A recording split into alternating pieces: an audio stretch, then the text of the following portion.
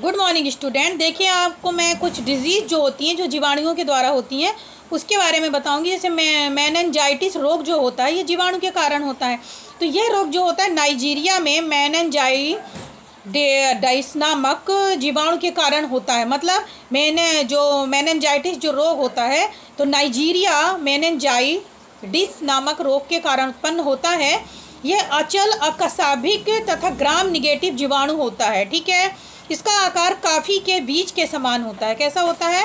काफ़ी के बीज के समान इसका आकार होता है। यह जीवाणु युग्म में पाया जाता है तथा इस जीवाणु का निर्माण होता है कैप्सूल की अनुपस्थिति में। यह जीवाणु एक्सो तथा इंडोटॉक्सिक उत्पन्न करता है, यानी एक्सो और इंडो दोनों प्रकार के टॉक्सिक उत्पन्न करता है। ठीक है। इन जीवाणु का संचारण जो होता है वायु के द्वारा होता है। मतलब जो बीमारी जो होती है किसके द्वारा? तो जैसे कि जीवाणु होता है, साथ ही ये मस्तिष्क और रीढ़ की हड्डी को सबसे ज़्यादा झिल्लियों में सूजन मैं जो मतलब मेनिनजाइटिस का मतलब ये होता है कि सिर में जो सूजन उत्पन्न हो जाती है। इसके लक्षण जो होते हैं, तेज बुखार, उल्टी आना हो जाता है।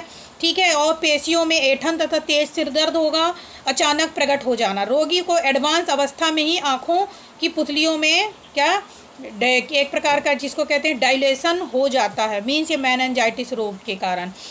इस रोग के उपचार के लिए पेनिसिलिन, ऑक्सीट्रिक्साइक्लिन तथा सल्फोम जो मेडिन टैबलेट या दवाइयाँ दी नियंत्रित करने के लिए, फैलने के लिए स्वस्थ मनुष्य रोगी के मनुष्य रखना चाहिए और उससे इसको दूर रखना चाहिए। इसी प्रकार होता है निमोनिया। यह रोग भी किसके कारण होता है? डिप्लोकोकस निमोनी के कारण निमोनिया नामक रोग होता है तथा यह भी जीवाणु के कारण होता है। ठीक है। तथा ये कहा जाता है रोग जो होता है निमोनिया मनुष्य की मुख गुहा में हमेशा रहता है। संक्रमित व्यक्ति के संपर्क में आने से, इसके खांसने और छींकने से ये इन्फेक्शन के कारण आप दूसरे व्यक्ति को भी हो जाता है। ठीक है। 4 से 5 कोशिकाओं की श्रृंखला पाई जाती है इसमें। ठीक है। तो ये क्या कहलाता है कि आपको इतना समझ में आया कि निमोनिया क्या है? ये भी एक छूत का रोग है। मतलब कि आपके किसी के संपर्क में आने से या छूत से ये रोग उत्पन्न हो जाता है। ठीक है। निमोनिया जिसको कहते हैं। इसके बाद जो होता है, इस रोग का आरंभ में रोगी को क्या बहुत ठंड लगेगी निमोनिया में तथा तेज बुखार हो जाता है। यकृत जो होता है, पित्ताशय में जलन उत्पन्न होने लगती है। साथ ही रोगी की छाती में भी दर्द उत्पन्न रहता है। रक्त में एवं श्वेत रक्त कणिकाएं जिसको हम ल्यूकोसाइट कहते हैं की कमी होने लगती है, यानी रोग प्रतिरोधक क्षमता कम हो जाती है, जिसके कारण मतलब मनुष्य में ये रोगी को सांस लेने में प्रॉब्लम होती है। मेन कारण है WBC की कमी होना। जीवाणु में वायरल फैक्टर उत्पन्न हो जाते हैं। ठीक है।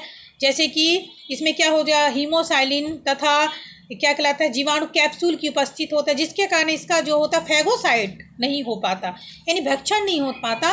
जीवाणु में अनेक वेरिएंट जो होते हैं की पहचान की जा सकती है। निमोनिया को नियंत्रित करने के लिए पेनिसिलिन का उपयोग किया जाता है। इसके अलावा बहुत सारी ऐसी दवाइयाँ हैं, सल्फर दवाइयाँ आदि हैं, जिसके द्वारा इसे नियंत्रित किया जा सकता है। ओके। ये कुष्ठ रोग देखिए, कुष्ठ रोग जो कहलाता है, जिसे हम क्या कहते हैं, लेप्रेसी का बीमारी कहते हैं। ये माइक्रोबैक्टीरिया लेप्रेसी के कारण उत्पन्न होता नामक जीवाणु से होता है। इस जीवाणु में मनुष्य की जो त्वचा जो होती है, उसकी ऊपरी जो तंत्रिका प्रकंड जो होते हैं या संक्रमण करता है। मीन्स इस रोग की खोज किसने की थी? सबसे पहले GS हेक्सन ने की थी। हेक्सन रोग भी कहा जाता है। देखिए, जो लेप्रेसी या जो जो जो किसको कुष्ठ रोग जिसको कोढ़ कहते हैं, इसको हेक्सन रोग के नाम से भी जाना जाता है। ठीक है। इसमें घाव निकलने वाले स्राव होते हैं। रोगी की व्यक्ति के अधिक समय तक रोग का संचारण होता रहता है। जीवाणु होता है तथा इसमें पतला, कभी कभी बक्राकार होता है। इसकी बहुत सारी कोशिकाएं होती हैं जो कि घुटकर कणिकामय हो जाती हैं। रोगी के शरीर मांसपेशियां त्वचा को संक्रमित करता है, जिसके कारण त्वचा उंगलियां विकृति उत्पन्न हो जाती, गलने लगती हैं, जिसे हम कोढ़ कहते हैं। ठीक है। लिप्रोमेटस, देखिए लिप्रोमेटस, इस रोग में रोग प्रतिरोधकता क्या होती है, बहुत ज़्यादा कम हो जाती है तथा इसमें गांठें उभार आती हैं। ठीक है। फिर होता है ट्यूबरकुलाइड कोढ़ जो होता है, इसमें चकते बन जाते हैं शरीर के ऊपरी भाग में। बोर्ड लाइन नेक्स्ट टाइप का होता है बोर्ड लाइन, इसमें क्या घाव बन जाते हैं, चकते और गठान बन जाती है। कुष्ठ रोग के निवारण के लिए व्यक्ति जो होता है अलग रखना चाहिए, उसके बर्तन वस्त्र भी अलग रखने चाहिए। BCG का टीका लगवाना चाहिए। क्षतिग्रस्त अंग को ऑपरेशन करके अलग करवा देना चाहिए। DDS के रूप में प्रतिजैविक का भी यूज किया जाता है। इसके बाद चिकनगुनिया। देखिए चिकनगुनिया जो होता है ये रोग भी RNA वायरस में होता है, ठीक है।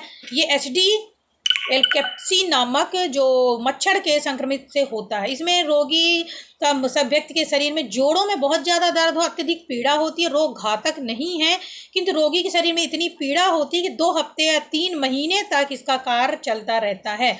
इसमें पैरासीटामॉल वगैरह टैबलेट दी जाती हैं। एड्स के बारे में आपको पता है, ये एड्स वर्तमान समय में सबसे भयानक रोग कहलाता है। एड्स जो होता है ये एक प्रतिरक्षा न्यूनतम सिंड्रोम रोग भी कहलाता है। एड्स जो होते हैं kind required immuno defensive syndrome कहलाता है, ठीक है। यह रोग रोटरा वायरस जो होता है रोट्रो वायरस के नामक विषाणु संक्रमण से होता है। इसमें एड्स वायरस जो HIV के भी कहते हैं, इसे HIV वायरस भी कहते हैं। ये क्या होता है, आवरण युक्त विषाणु होता है जिसमें कि RNA जो होता है सिंगल स्टैंड जो होता है 2 श्रृंखलाओं में बन जाता है। इस रोग में मानव शरीर में प्रवेश कर जाने में फोड़े, फुंसियाँ, सिर दर्द, बदन दर्द होगा। जो एड्स के लक्षण जो होते हैं प्राथमिक लक्षण तो ये 3 से 12 वर्ष तक कोई भी लक्षण नहीं दिखाई देते हैं। इसके बाद एड्स के लक्षण दिखाई देते हैं। T लिम्फोसाइट इसमें नष्ट हो जाती है तथा धीरे धीरे मनुष्य में प्रतिरोधक क्षमता कम हो जाएगी, भूख नहीं लगेगी, ज्वर उत्पन्न हो जाएगा और संक्रमित व्यक्ति की मृत्यु हो जाती है। बचाव अभी तक इसके एड्स के निवारण के लिए कोई भी बचाव या उपचार नहीं किया गया है।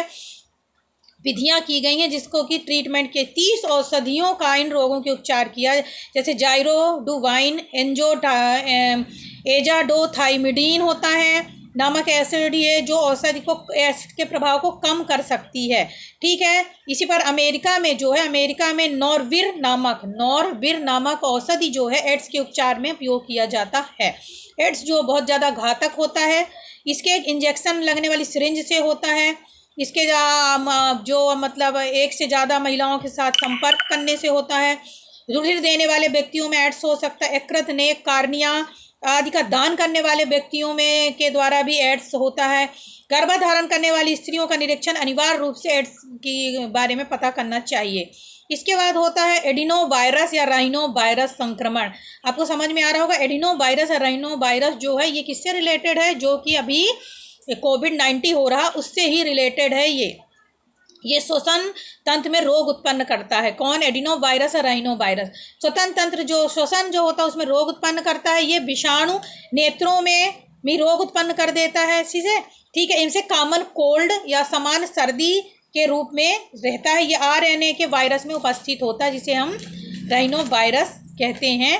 तो ये किसका जो कोरोना हो रहा है उसके का ही एक रूप के समान कहलाता है। इसमें विटामिन C की टैबलेट खानी चाहिए, चिकन सूप का सेवन करना चाहिए। साथ ही क्या होता है, ये जो इसमें संक्रमित व्यक्ति को स्पर्श नहीं करना चाहिए, विषाणु के द्वारा ये फैलता है। तो जो आप कोविड-19 देख रहे हैं या अपन सुन कोविड-19 हो रहा है, तो ये जो अपन ये जिसके बारे में बता रहे एडिनो वायरस और राइनो वायरस का ये एक रूप है, ओके। एडिनो वायरस के समान विषाणु द्वारा उत्पन्न होने वाला रोग है, क्योंकि इसके द्वारा भी कोल्ड होता है और नेत्रों में इन्फेक्शन हो जाता है। और अब इसमें भी यही चीज़ है, में श्वसन तंत्र को अवरोध उत्पन्न कर देता है। नाल की ऊपरी भाग में जो श्वसन नाल जो उसके गुणित होकर अपनी संख्या बढ़ा देते हैं, जिससे हमें सांस लेने में तकलीफ हो जाती है। तो ये इसके अकॉर्डिंग ही आता है। इसके बाद जो होता है स्वाइन फ्लू। स्वाइन फ्लू विषाणु द्वारा उत्पन्न होने वाला रोग है। स्वाइन फ्लू जो होता है ये hog flu, pig flu, then influenza कुल में विषाणुओं द्वारा संक्रमित रोग कहलाता है स्वाइन फ्लू। स्वाइन फ्लू जो होता है स्वाइन ओरिजिन इन फ्लू वायरस भी स्टेन द्वारा उत्पन्न रोग कहलाता है। इसमें रोग में HIN तथा HNI2 दो नामों से जाना जाता है, HIN और HIN2 के नाम से। इसमें तेज बुखार आ जाता है, कफ होना, नाक का बंद होना, गला सूखना, शरीर में दर्द होना, सिर दर्द और थकावट किसके कैरेक्टर हैं, ये स्वाइन फ्लू के। तो स्वाइन फ्लू के द्वारा ये अपन को मतलब बीमारियां हो जाती हैं। फिर इसके बाद क्या कहलाता है, आप देखेंगे कि कुछ बहुत सारी जीवाणु द्वारा उत्पन्न होने वाले रोग होते हैं। अब देखिए निर्जमीकरण या स्टेलाइजेशन मीन्स क्या कहलाता है, कि किसी भी पदार्थ में जीवित जीवों को मुक्त करने की विधि को हम निर्जलीकरण कहते हैं। परंतु कभी कभी अन्य तरीके भी होते हैं जिसे हम कहते हैं फिल्ट्रेशन प्रयोग लाई जाती है। गर्म करके वायु में, ओवन में कराई जाती है। मतलब 170 से 180 सेल्सियस किसी चीज़ को हीट करेंगे तो जो उसमें बैक्टीरिया विषाणु है वो नष्ट हो जाते हैं। ये इसी के अकॉर्डिंग होता है, निर्जलीकरण के अंतर्गत आता है।